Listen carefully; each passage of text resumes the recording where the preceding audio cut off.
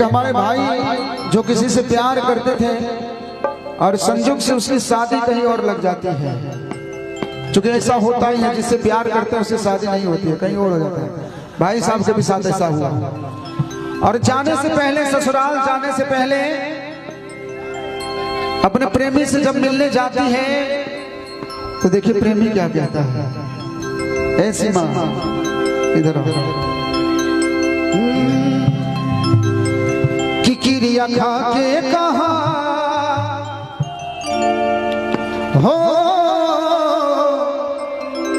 किरिया खा के कहा ईमानदारी से प्यार नहीं हरे तक रहेगी ससुरारी से। भैया ए भैया ए भैया थोड़ा ध्यान दें। किरिया खा के कहा ईमानदारी से प्यार नहीं हरे तक रहेगी ससुरारी से, कि प्यार नहीं हरे तक रहेगी। एक लाइन बोले कि जब से नैना लड़ल बात आगे बढ़ल, जब से नैना लड़ल बात आगे बढ़ल, रोजो अखियां रहे इंतजार में, दिल भइल दीवाना तोरा प्यार में, दिल भइल दीवाना तोरा प्यार। कि किरिया खा के कहा हो, किरिया खा के कहा ईमानदारी से प्यार नहीं हरे तक रहेगी ससुरारी से, प्यार नहीं हरे तक रहेगी ससुरारी से। क्या बात जिया झूमे से जैसे बनवाना, सावन का महीना पवन करे शोर, जिया झूमे से जैसे बनवाना।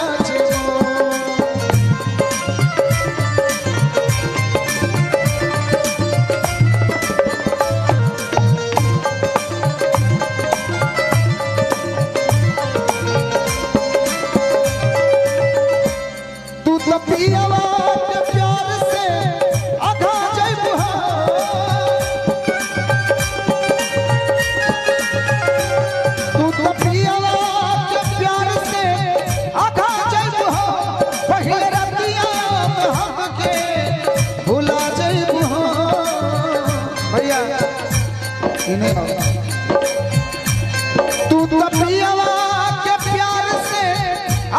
जग हो, तू तो पियावा के प्यार से आधा जग हो, पहले रतिया में हमके भुला जइबू हो।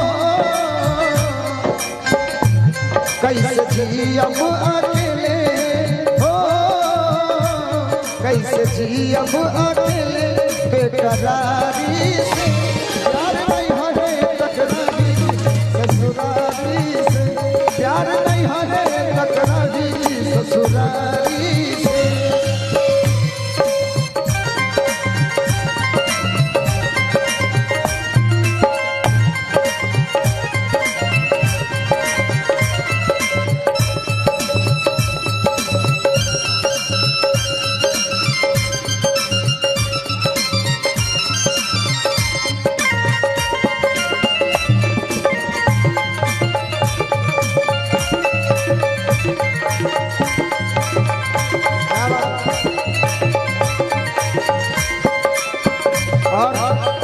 पूर्वा जी इधर कहना चाहेंगे तहरा गाँव में आइब तो बोलल बुझना,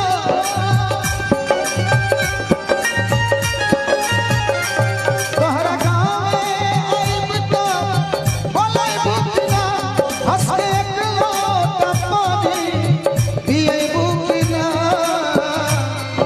और कहना चाहेंगे क्या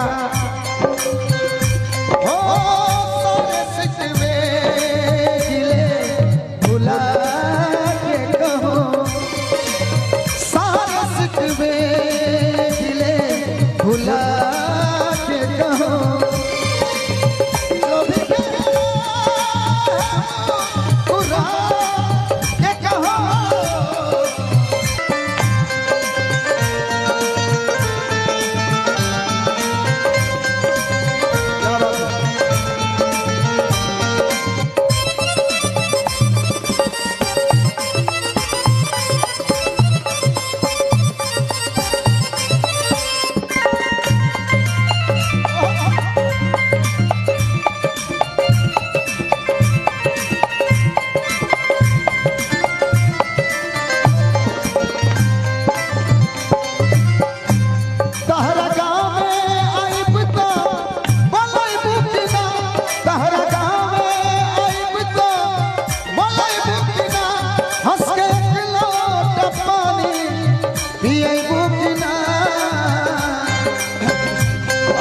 चाहेंगे क्या?